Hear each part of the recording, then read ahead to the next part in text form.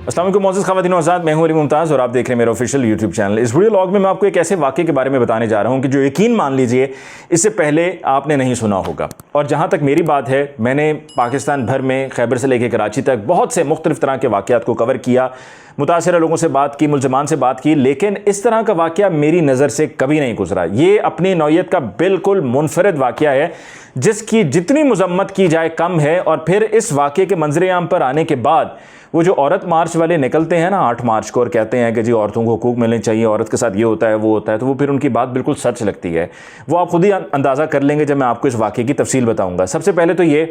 कि हमारे चैनल को सब्सक्राइब करने के लिए, ताकि आपको वीडियोस का नोटिफिकेशन भी मिलता रहे, आप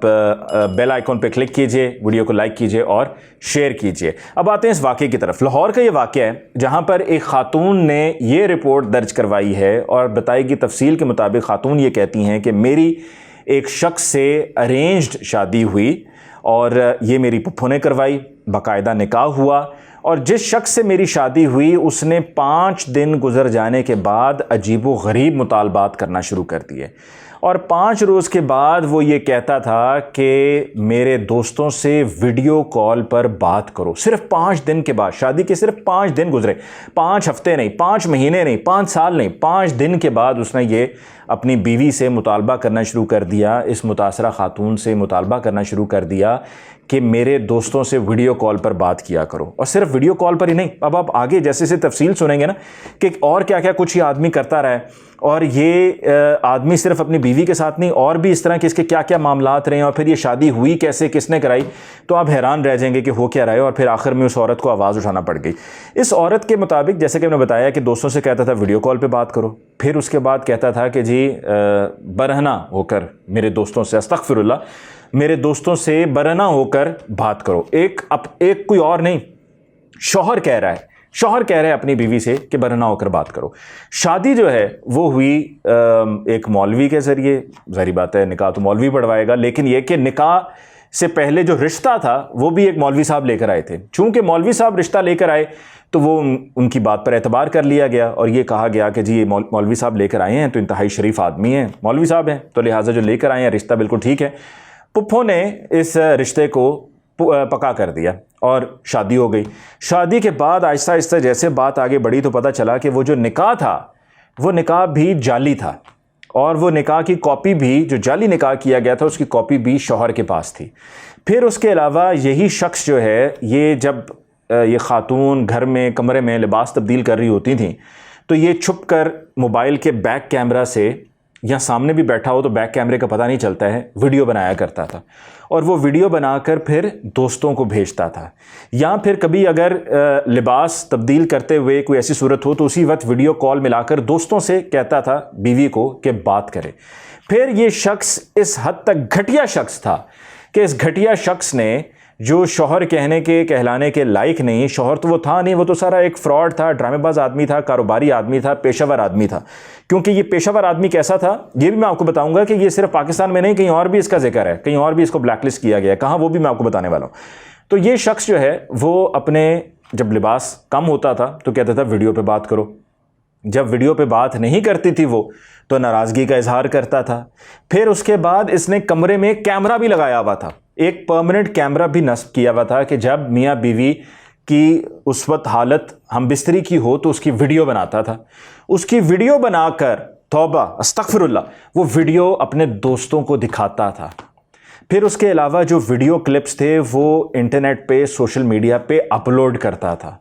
और फिर जब वो अपनी और अपनी बीवी की हम बिस्तरी की वीडियोस दोस्तों को भेजता था तो उसके बाद फिर बीवी की दोस्तों से बात करवाता था कि आप इस तरह नहीं, इस तरह किया कीजिए। और फिर ख़ुद भी उनसे मशवरे किया करता था और उनको वीडियो दिखा दिखा के उनसे राय लिया करता था। और फिर ये शख्स इसके अलावा भी और लड़कियों को घर में लेकर आता था, उनके साथ ज़्यादती करता था, उनके साथ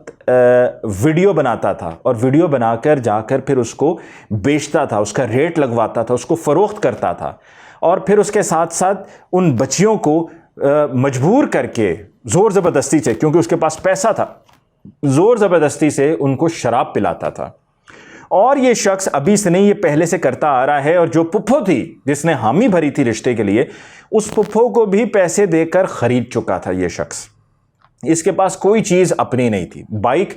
اس کے پاس اپنی نہیں، چوری کی، شادی شدہ یہ پہلے سے، اس کی اپنی بھی پہلے سے ایک بیٹی تھی جس کے ساتھ بھی کچھ ایسا ہی اس نے سلوک رکھا تھا، اور وہاں پر بھی کچھ ایسے ہی مطالبات کرتا آیا ہے۔ اور یہ شخص اس سے پہلے امریکہ میں بلیک لسٹ ہو چکا ہوا ہے،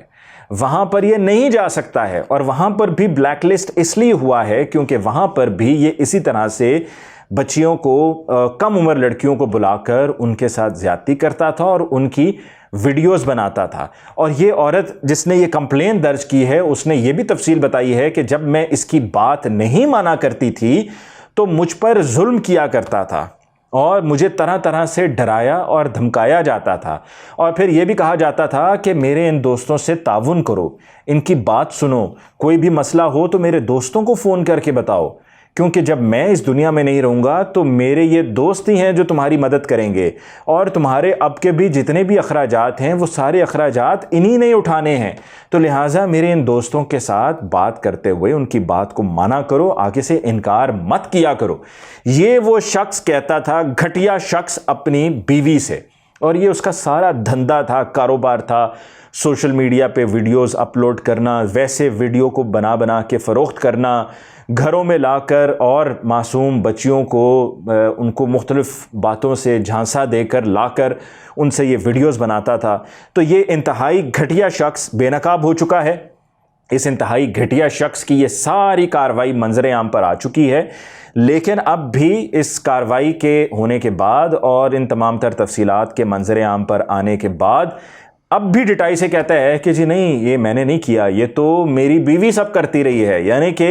الٹا بیوی پر الزام لگا رہا ہے کہ جس کے ساتھ اس نے نکاح کیا اور 5 دن کے بعد یہ سارا ڈرامہ ہوا اور بیوی کو پتہ نہیں چلنے دیا کہ نکاح صحیح ہے یا 2 نمبر ہے، کہ کہتا ہے کہ جی وہ ویڈیو ساری بنا کر میری بیوی اپلوڈ کر رہی ہے۔ وہ تو خیر پھر جب تحقیقاتی اداروں نے تحقیقات کی ہیں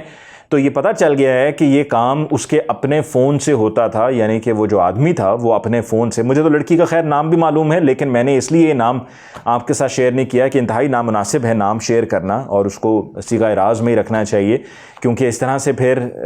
خاتون کی جو زندگی ہے وہ آگے ہی اس طرح سے اس شخص نے تباہ و برباد کر کے رکھ دی ہے اور جینا مشکل کر دیا ہے، تو وہاں پر ان کے لیے مزید پریشانی نہ ہو۔ اور ہمارے معاشرے میں انفارچونیٹلی بدقسمتی سے اس طرح سے ہوتا ہے کہ اس طرح سے خواتین کی مجبوری کا فائدہ اٹھایا جاتا ہے، ان کی مجبوری پر ان کے حالات کو دیکھ کر ان کا مذاق اڑایا جاتا ہے، ان کو مزید تنگ کیا جاتا ہے، ستایا جاتا ہے، تو میں یہ نہیں چاہتا ہوں، تو لہٰذا یہی وجہ ہے کہ میں نے نام نہیں بتایا ہے۔ اور یہ جو شخص ہے یہ اب اس پر کارروائی ہو چکی ہے، گرفتار ہو چکا ہے، اور اس طرح کے جتنے بھی لوگ موجود ہیں ان کی مذمت ہونی چاہیے۔ اور میں نے جیسا کہ آپ کو ویڈیو کے آغاز میں کہا تھا کہ میں نے بہت سے مختلف واقعات کور کیے ہیں، لیکن اس طرح کا میں نے کبھی واقعہ کور نہیں کیا، اس طرح کی تفصیل پہلے کبھی نہیں آئی ہے کہ جہاں پر ایک شخص اپنی بیوی کے ساتھ یہ سلوک کرتا ہو اور پھر اس کی باقاعدہ ویڈیوز بنا کر سوشل میڈیا پہ بنا کے اپلوڈ کرتا ہو اور بیچتا ہو۔ مجھے علی ممتاز کو اس ویڈیو لاگ سے دیجیے اجازت، اللہ نگہبان۔